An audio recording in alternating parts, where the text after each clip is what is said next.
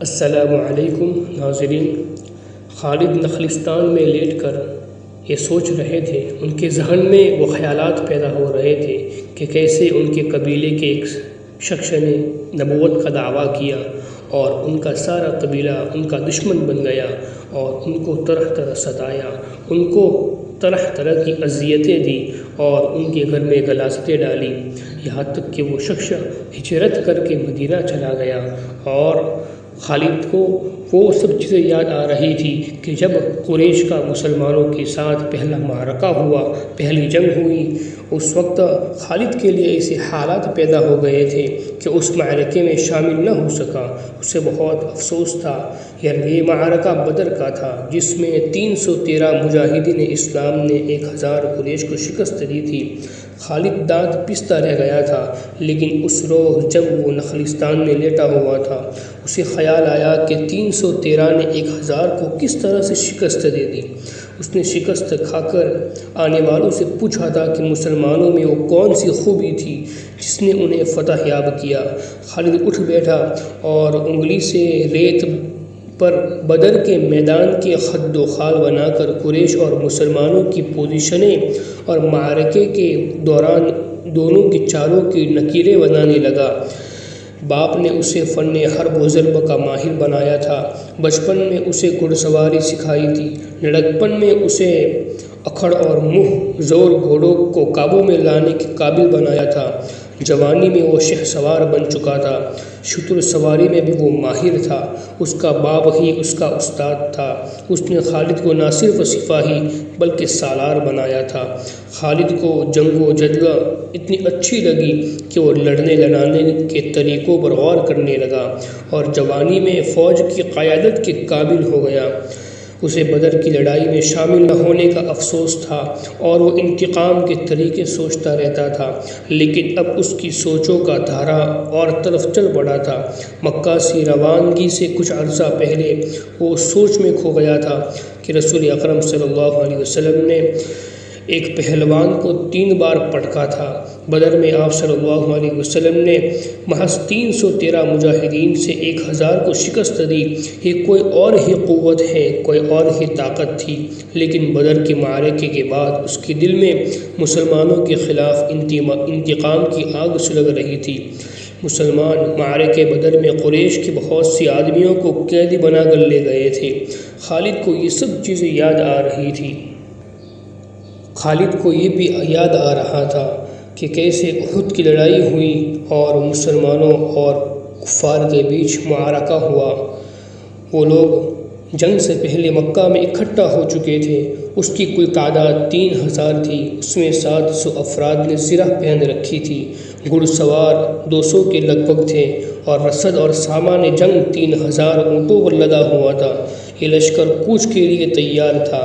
خالد کو ایک روز پہلے کی طرح بات یاد آ رہی تھی کہ اس لشکر کو دیکھ کر وہ کس قدر خوش ہوا تھا کہ انتقام کی آگ بجھانے کا وقت آ گیا تھا۔ اس لشکر کا سردار اعلیٰ ابو سفیان تھا اور خالد اس لشکر کے ایک حصے کا کماندار تھا۔ اس کی بہن بھی اس لشکر کے ساتھ جا رہی تھی۔ اس کے علاوہ چند عورتیں اس لشکر کے ساتھ جانے کے لیے تیار تھیں۔ اس میں ابو سفیان کی بیوی ہند بھی تھی، عمرو بن عاص اور ابو جہل کے بیٹے اکرمہ کی بیویاں بھی شامل تھیں۔ اور خالد کو یہ بھی یاد آ رہا تھا کہ وہ جنگ کس طرح شروع ہوئی اور مسلمانوں نے پہلے کفاروں پر کس طرح حاوی ہو گئے، اور اس کے بعد مسلمانوں کی ایک چھوٹی سی غلطی اور نبی اکرم صلی اللہ علیہ وسلم کی پوری بات نہ ماننے کی وجہ سے مسلمانوں کو کیسے پسپا ہونا پڑا۔ اور خالد کو یہ بھی یاد آ رہا تھا کہ اس نے جنگ احد کا پاسا کیسے پلٹا تھا۔ خالد کو یہ بھی یاد آ رہا تھا کہ اس نے مسلمانوں کو بہت نقصان پہنچایا تھا اور بہت سے مسلمانوں کو شہید کیا تھا، لیکن خالد اس کو اپنی شکست سمجھتا تھا۔ خالد کو جیسے اپنی آواز سنائی دی ہو۔ مسلمانوں کی نفرت 700 تھی اور ہم 3000 تھے، ہمارے پاس 200 گھوڑے۔ ہماری فتح تب ہوتی جب ہم محمد صلی اللہ علیہ وسلم کو نعوذ باللہ قتل کر دیتے۔ خالد نے اپنے آپ میں جھنجھناہٹ محسوس کی اور اس پر ایسی کیفیت طاری ہو گئی کہ اس کے دانت بجنے لگے۔ اسے جنگ کا آخری منظر یاد آنے لگا کہ جب ہندہ عورتوں کے ساتھ مل کے مسلمان لاشوں کی بے حرمتی کر رہی تھی اور عورتوں سے کہہ رہی تھی کہ تم بھی سب مسلمانوں کی لاشوں کے ناک اور کان کاٹ دو۔ جب وہ عورتیں وہاں سے ہٹ گئیں تو ہند نے ایک کھنجر نکال کر حضرت حمزہ کے پیٹ میں چاک کیا اور ان کے پیٹ کے اندر سے کلیجہ نکال دیا اور اس کا ایک ٹکڑا کاٹ کر چبانا اور نگلنا چاہیے لیکن نگل نہ سکی۔ خالد کو دور سے ابو سفیان نظر آ گیا۔ ہند کی اس وحشیانہ حرکت نے خالد کا مزاق کرکرا کر دیا تھا۔ وہ جنگجو تھا، وہ صرف آمنے سامنے آ کر لڑنے والا آدمی تھا۔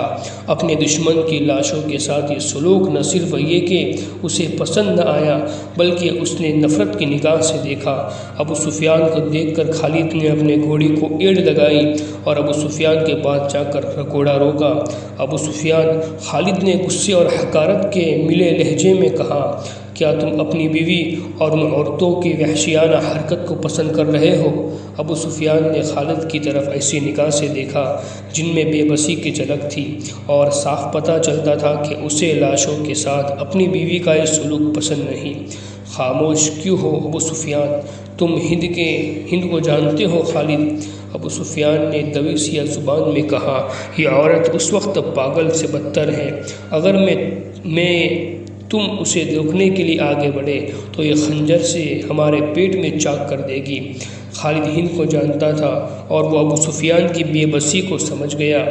ابو سفیان نے سر جھکایا، گھوڑے کی لگام کو چٹکا دیا اور منہ پھینک کر دوسری طرف چل پڑا۔ خالد کو وہ بھی منظر یاد آ رہا تھا کہ جب غزوہ خندق کا موقع آیا اور پورا کا پورا لشکر اور دوسرے قبیلے والے ساتھ مل کر مسلمانوں کو ختم کر دینے کے لیے آئے تھے اور مسلمانوں نے خندق کھول کر ان کا مقابلہ کیا تھا۔ اس وقت کفار کے سارے لشکر نے خندق کے پاس مدینہ کے باہر پڑاؤ ڈالا تھا اور مسلمانوں کو ختم کرنے کے لیے اور خندق پار کرنے کے لیے الگ الگ حربے، الگ الگ چالیں چلی تھی لیکن ان کو کوئی موقع نہ ملا۔ خالد کو وہ وقت یاد آ رہا تھا کہ جب وہ خندق کے ہر طرف گھوڑا دوڑا رہا تھا اور اندر جانے کا موقع تلاش کر رہا تھا۔ اس وقت بھی کفار کو مسلمانوں کے سامنے پسپا ہو کر واپس آنا پڑا تھا۔ خالد کو یہ سب چیزیں یاد آ رہی تھی۔ خالد کو یہ بھی یاد آ رہا تھا کہ اہل قریش اور غطفان اور دیگر قبائل جس محمد صلی اللہ علیہ وسلم کو شکست دینے آئے تھے وہ محمد کے کسی ملک کے بادشاہ نہیں تھے، وہ خدا کے رسول تھے۔ خدا نے انہیں ایک عظیم پیغام دے کر دنیا میں بھیجا تھا۔ آپ نے خدا سے جو مدد مانگی تھی، خدا اپنے رسول کو کیسے مایوس کرتا؟ اس کے علاوہ مدینہ کے اندر مسلمانوں کی عورتیں اور بچے دن رات اپنی کامیابی اور نجات کی دعائیں مانگتے رہتے تھے۔ یہ دعائیں رائگاں کیسے جاتی؟ ایک روز مدینہ کی فضا خاموش ہو گئی، سردی خاصی تھی، ہوا بند ہو گئی، موسم خوشگوار ہو گیا، لیکن یہ طوفان سے پہلے کی خاموشی تھی۔ اچانک آندھی آ گئی جو اس قدر تیز تھی کہ خیمے اڑنے لگے۔ جکڑ بڑے ہی سرد تھی، آندھی کی ستندی اس کی چینخوں سے گھوڑے اور اونٹ بھی گھبرا گئے اور رسیاں تڑوانے لگے۔ مسلمانوں کی اجتماع گاہ پہاڑی کی اونٹ میں تھی، اس لیے آندھی انہیں اتنا پریشان نہیں کر رہی تھی جتنا مکہ کے لشکر کو۔ قریش کھلے میدان میں تھے، آندھی ان کا سامان اڑا رہی تھی جیسے خیمے اڑ گئے یا لپیٹ دیے گئے تھے۔ لشکر کے سردار اپنے اوپر ہر وہ کپڑا ڈال کر بیٹھ گئے تھے جو ان کے پاس تھا۔ ان کے لیے آندھی خدا کا قہر بن گئی تھی، اس کی چیخوں میں قہر اور غضب تھا۔ ابو سفیان برداشت نہ کر سکا، وہ اٹھا، اسے اپنا گھوڑا نظر نہ آیا۔ قریب ہی ایک اونٹ بیٹھا تھا۔ ابو سفیان اونٹ پر چڑھ بیٹھا اور اسے اٹھایا۔ مورخ ابن ہشام کی تحریر کے مطابق ابو سفیان بلند آواز سے چلانے لگا، اے اہل قریش، اے اہل غطفان، کعب بن اسد نے ہمیں دھوکہ دیا۔ ایک یہودی تھا، آدھی ہمارا بہت نقصان کر چکی ہیں، اب یہاں ٹھہرنا بہت خطرناک ہے، مکہ کو کوچ کرو، میں جا رہا ہوں۔ اس نے اونٹ کو مکہ کی طرف دوڑا دیا۔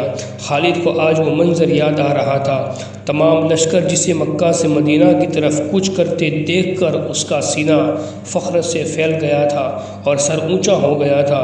ابو سفیان کے پیچھے ڈری ہوئی بھیڑوں کی طرح جا رہا تھا۔ خالد اور عمرو بن عاص نے اپنے طور سے سوچا تھا کہ ہو سکتا ہے مسلمان عقب سے حملہ کریں گے، چنانچہ انہوں نے اپنے سوار دستوں کو اپنے قابو میں رکھ کر لشکر کے پیچھے رکھا تھا، لیکن مسلمانوں کا ان کا تعاقب کرنا ان کے نقصان دہ تھا، اس لیے مسلمانوں نے ان کا تعاقب نہ کیا تھا۔ خالد کو یہ سب چیزیں مکہ سے مدینہ جاتے ہوئے احد کے نظارے دیکھ کر، خندق کے اثرات دیکھ کر، یہ سب چیزیں خالد کو یاد آ رہی تھی۔